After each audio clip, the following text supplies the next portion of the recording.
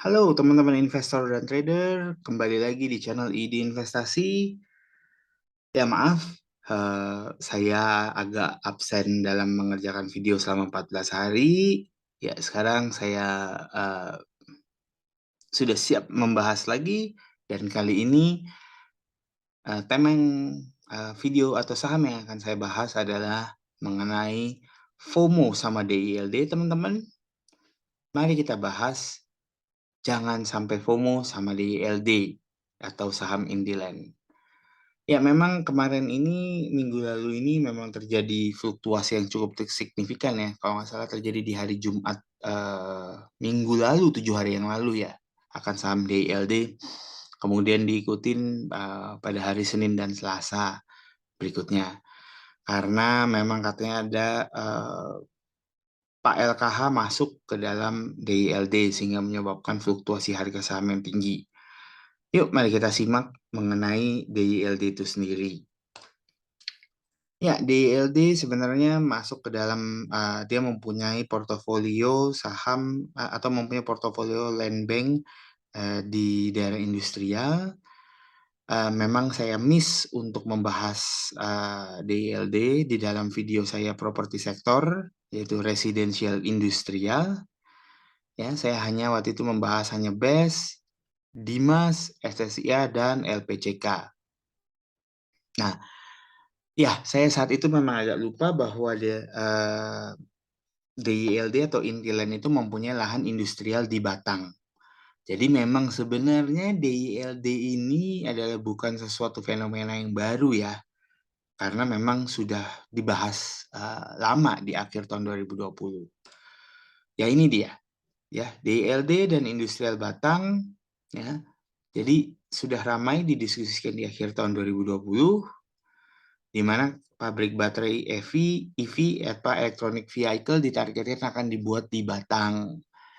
Jadi memang ya ini DILD ini adalah melanjutkan fenomena tren industrial property sesuai yang saya sudah bahas.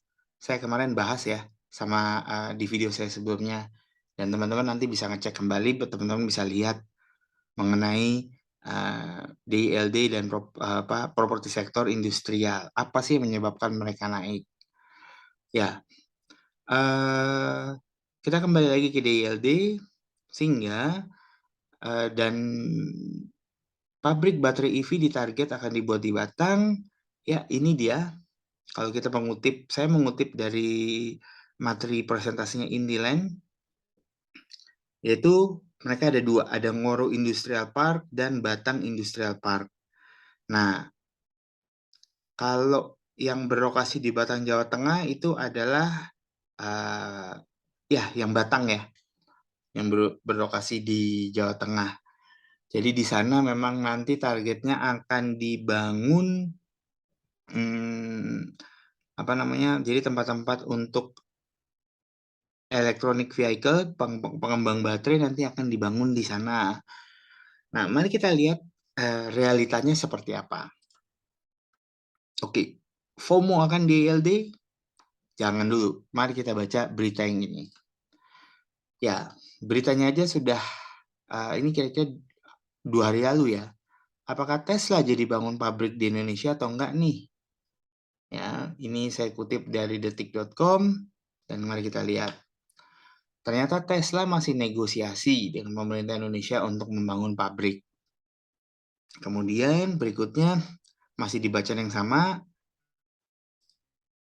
ya ternyata masih belum ada kesepakatan resmi yang dicapai antara Indonesia dengan pihak Tesla. Oleh karena itu saya belum mau bilang ke teman-teman, jangan FOMO, jangan takut ketinggalan DILD. Ya, nah ini berikutnya dari Menteri Bahlil bahwa tapi memang pemerintah ya yang pasti teman-teman harus ingat, pemerintah sudah mengalokasikan lokasi pabrik itu untuk dapat dibangun di daerah Batang, Jawa Tengah. Jadi memang sudah disetting oleh pemerintah untuk menjadi apa namanya lokasi pembangunan pabrik baterai atau mobil electronic vehicle yang ada di Batang. Jadi memang sudah diplot untuk dibangun di daerah sana. Tapi kepastiannya kapan, nah itu yang kita belum dapat konfirmasinya. Ya ini yang dibilang oleh Menteri Bahlil, yaitu perusahaan-perusahaan besar seperti LG dan Foxconn. Jadi dan Tesla pun diharapkan akan masuk ke Batang. Juga beberapa perusahaan lainnya. Oke, mari kita lihat ya sedikit dari DILD result kuartal pertama ya teman-teman. Kita bisa melihat ya bahwa tidak ada profitable sama sekali di kuartal pertama ya. Bahkan kalau kita melihat di ya 6 bulan di tahun 2021 juga masih tidak ada hasil apa-apa nih Intiland sama sekali. Nah, kalau kita membandingkan dengan kebiasaannya Pak LKH, ya, maka kita bisa melihat bahwa nilai asetnya memang terus naik. Ini adalah kebiasaan Pak LKH. Dia mencari perusahaan yang terus naik nilai asetnya. Ya kalau dari definisi saya, ya namanya juga perusahaan properti. Pasti asetnya harus naik dong. Karena kalau dia tidak mempunyai tambahan aset, maka dia tidak bisa untuk menjual lahannya. Jadi kira kurang lebih seperti itu ya. Jadi kalau menurut saya agak lucu kalau kita melihat dari kenaikan asetnya. Karena memang perusahaan properti itu harus asetnya naik. Karena dia adalah nanti akan menjual lahan. Tapi yang menarik bagi saya adalah, teman-teman bisa lihat ini. Ini adalah ciri khas dari Pak LKH banget. Book value per share-nya tinggi, ya, DLD, dan PBV-nya masih di bawah 0,5 kali. Tapi nanti itu akan saya bahas di kesempatan yang lain ya. Bagaimana investor itu memvaluasi PER dan PBV. Karena di mata saya, PER dan PBV rendah bukan berarti investor tidak memberikan valuasi yang tepat ya teman-teman. Oke, dari sini semakin jelas bahwa Warren Buffett yang asli tidak akan berinvestasi di DLD. Kenapa? Ya, lihat aja ROE-nya, ROE dan ROA-nya. Ya, lihat aja profitabilitasnya dia. Ini ibarat kata profitabilitasnya ini naik turun tidak konsisten. Ya. Lalu kenapa Pak LKH masuk DILD? Apakah hanya memanfaatkan momentum saja? Menarik kriteria saham Pak LKH yang menurut saya sangat jauh dari kriteria WP. Tapi itu nanti kita akan bahas di video yang berikutnya. Jadi ini yang teman-teman harus di-highlight. Saya lihat Pak LKH hanya memanfaatkan momentum saja. Dan ini jauh, sangat jauh dari kebiasaannya Warren Buffett. Jadi jelas di sini kriteria saham Warren Buffett dan LKH adalah sangat jauh berbeda. Tapi nanti saya akan jelaskan perbedaannya di video yang lainnya. Ya, secara sekilas kita lihat bahwa DILD adalah belum membawa profitable dan ini jelas bukan saham target dari Warren Buffett. Oke, hadiah buat teman-teman ya. Kita mau menghitung kemungkinan retrace-nya DILD ya. Kita lihat ini candle-nya tebal sekali DILD. Maka dari itu kita ngelihat minimum retracement-nya DILD akan ke level 190. Ini menurut analisa saya. Kemudian level maksimumnya retrace-nya DILD akan ke level 160.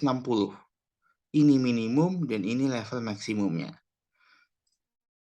Ya, jadi target retrace DILD ada di range 160 sampai dengan 190 ya teman-teman. Jadi makanya jangan FOMO. Saya cuma mau kasih sedikit trik ilmu buat teman-teman.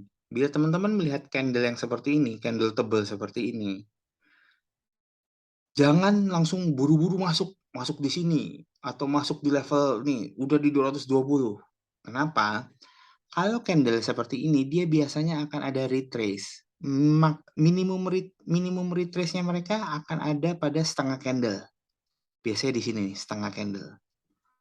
Maksimum retrace-nya biasanya ada di sini. Tetapi untuk kasus ini, maka saya berani memberikan minimum levelnya retrace-nya ada di 190, sedangkan maksimum retrace-nya DILD akan ada di 160. Teman-teman bisa melihat video saya mengenai estimasi saya mengenai retrace-nya BMTR, ya, retrace BMTR setelah ada spekulasi bahwa BMTR akan melakukan merger.